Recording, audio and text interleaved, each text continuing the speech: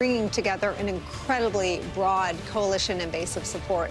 She has received endorsements from former presidents Bill Clinton and Barack Obama, House and Senate leadership, and governors from all across the country.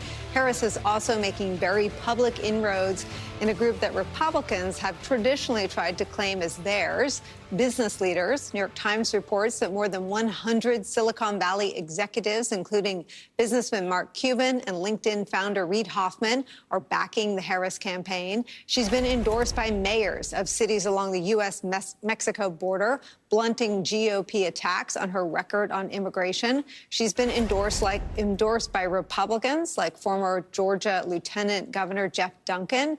And as we reported on this program yesterday, the Republican mayor of Mesa, Arizona, John Giles, who cited Donald Trump's role in blocking the immigration reforms Harris has championed, as well as the ways the Biden-Harris administration has delivered for his state. Here he is talking to our friends at Morning Joe. This is not a year that we can follow tradition or follow misplaced loyalty and vote for a Republican at the top of the ticket. Donald Trump has demonstrated that he lacks the character, lacks the commitment to the rule of law and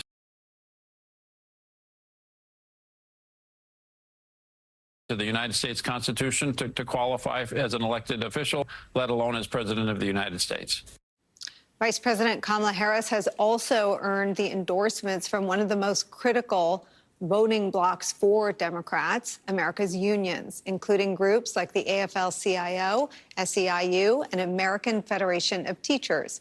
And just a few hours ago, Harris winning the support of one of the largest and most influential unions in the country, with nearly 1 million active and retired members, the United Automobile Workers. UAW President Shawn Fain saying in a statement this, quote, "This campaign is bringing together people from all walks of life, building a movement that can defeat Donald Trump at the ballot box. For our 1 million active and retired members, the choice is clear. We will elect Kamala Harris to be our next president this November." Here for the first interview since making that big endorsement, the president of the United Automobile Workers, Shawn Fain, is here. Thank you so much for being here. Hey, thank you for having us. Tell me, in your view, the stakes in November. Pretty much everything. This election's about, working class people. And you go back to our big three fight, 75% of Americans supported us in that fight. And there's a reason why.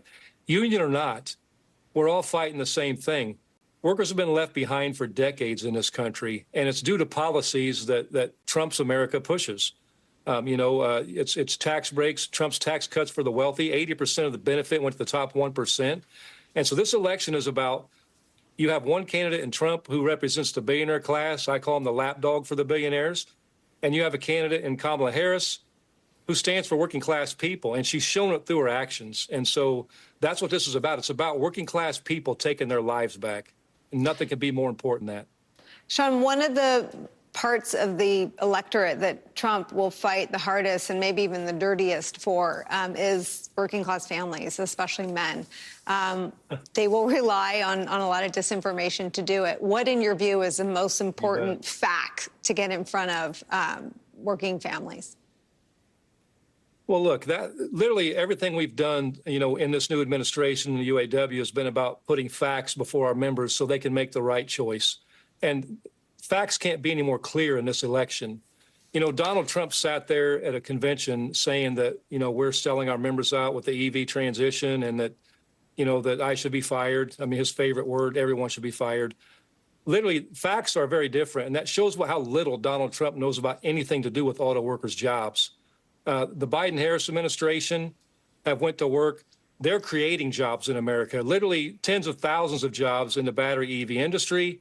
And, Trump and also saving jobs, saving communities. Lordstown, Ohio, Lordstown assembly workers were left behind by Donald Trump. He did nothing to protect a plant that was closed there. Those workers were sent all over the country. Under Biden-Harris, some of those workers are coming home now to Lordstown because there's a battery plant there. They helped save a community in Belvedere, Illinois, that was written off for dead. That plant was closed. They went to work with us and the company in our bargaining and helped us get funding so that factory will come back. There's a big difference in what Trump says and what he does. Trump is a liar, and Kamala Harris has been there with us every step of the way. If you could design sort of a schedule for Vice President Harris and whomever she selects as her vice president, and President Joe Biden, who's made it abundantly clear he's not going anywhere, where would you send them, right? Like, where are the other places where their policies have made a big difference? I think their policies have made a big difference with working class people. I think we just got to do a better job of putting the facts out there. I mean, and also talking about how Donald Trump left working class people behind. I mean, you know, it's a shame. It's criminal, which is a good word for Donald Trump. You know, how much he lies about how much he cares about workers. He doesn't give a damn about working class people, and it's obvious to his actions. You know, he left workers behind. And clear back to the recession. He blamed workers for what the issue was, ailing the companies, which it wasn't. It was corporate greed. You know, you go back to 2015, he talked about doing a rotation of good-paying jobs in the Midwest, somewhere else in the country where they pay less money, so workers would beg for their jobs back. You know, when GM workers were on strike in 2019 for 40 days, President Donald Trump was nowhere to be found. He did nothing and said nothing. You know where Kamala Harris was? She was on the picket line with GM workers, standing there shoulder to shoulder with them when it wasn't a popular thing to do. So, you know, I just believe, obviously in the Midwest, you know, but all over this country, I think working class people have woke up. I think they're fed up with being left behind. So I just think we have to do a really good job of putting the facts out there. And I do this every time I speak. I show our members and I show conferences I speak to. These are these people in their own words and their own actions. It's not political party affiliated. It's not my opinion. If you look at these two in their own words and actions, it's a very telling story about who stands with the billionaires and represents a billionaire interest and who stands up for working class people. It's such a good point, because here we are in year 9, and there's very little being uncovered, right, in background, other than, I guess, with billionaires. Trump is still saying things in smoke-filled rooms, but a lot of it is out in public. I want to show you some of what Vice President Kamala Harris had to say for the American Federation of Teachers last week. When workers join together and demand what is fair, everyone is better off. You may not be a union member, but thank unions for the 5-day work week, for the 8-hour workday. Thank unions for sick leave and paid family leave and vacation time.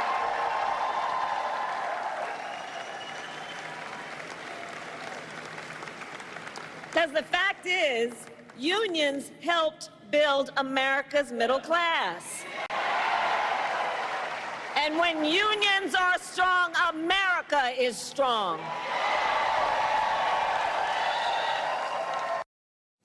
I covered that speech live, and I wrote on my notes, 5/8 sick paid. And I thought, what a great way, right, to make everybody care about the same thing. She is a unique messenger. She's definitely fluent in sort of the language of uniting everyone around ideas and ideals. I wonder what the last 9 days have felt like for you.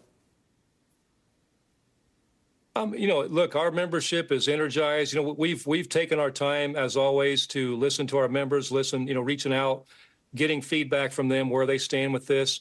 And look, you know, our members, like the rest of America, they're excited as hell at her candidacy.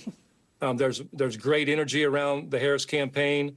And, you know, and her talking points right there that she spoke about at AFT couldn't be any more clear.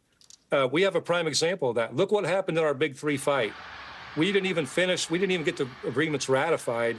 And what did Toyota and all the non-union companies do? They started doing what we call the UAW bump. They started giving pay increases to their workers that they've never done before, because, you know, they were scared that we're going to come and organize them all, which we are. That's how, when we bargain good contracts, it lifts everybody up. And Kamala Harris understands that message. And I kind of laugh when I see Vice President Harris talk about those great things. And then I'm thinking in my mind about Donald Trump last week, proudly admitting that he's a lapdog for Elon Musk, taking $45 million a month from Elon Musk. You know, that tells you that Donald Trump has a price for everything, and that he's willing to sell out anybody in order to benefit himself. And there's a tell. I mean, right? It's what they say in their own words. Let me show you what he had to say about J.D. Vance. It goes the furthest of anything I've seen in explaining why he picked him. I'll tell you why. I chose him because he's a very strong believer in work and the working man and woman, and especially the working man and woman who have been treated very unfairly, because you have many of them in this room. But you have many of those people, they were treated very unfairly. They worked very hard and they were treated unfairly. I think this is why Donald Trump thinks he picked him. Maybe he wrote Hillbilly Elegy, and it dealt with some of that. But J.D. Vance worked for Peter Thiel. I mean, even this feels shallow, and I wonder if it's working on anybody. Well, I mean, look, I have hillbilly roots. All my grandparents were from the hills of Tennessee and Kentucky. And let me assure you one thing: a lesson I was taught growing up. My family was desperate and destitute when they were young. When they were younger. Prior to me being born, and they taught us one lesson growing up: don't ever forget where you come from. And that was ingrained in me my entire life. And we're working class people. I come from a working class family, and for a person like J.D. Vance, that claims to be, have a hillbilly elegy, whatever you want to call it, and coming from working class background, going to work for a venture capitalist and doing everything that truly, is ugly about business and abuse of workers. That's a pretty hard concept for me to follow, that he actually cares about working class people. But Trump was right about one thing he said there, that working class people, feel left out and been left behind. And he was a big part of why they were.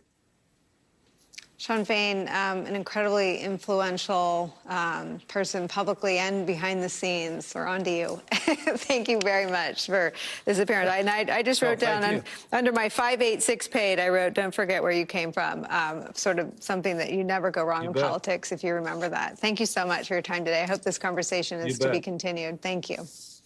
Thank you. Oh, you bet. Be glad to. Thank you very much.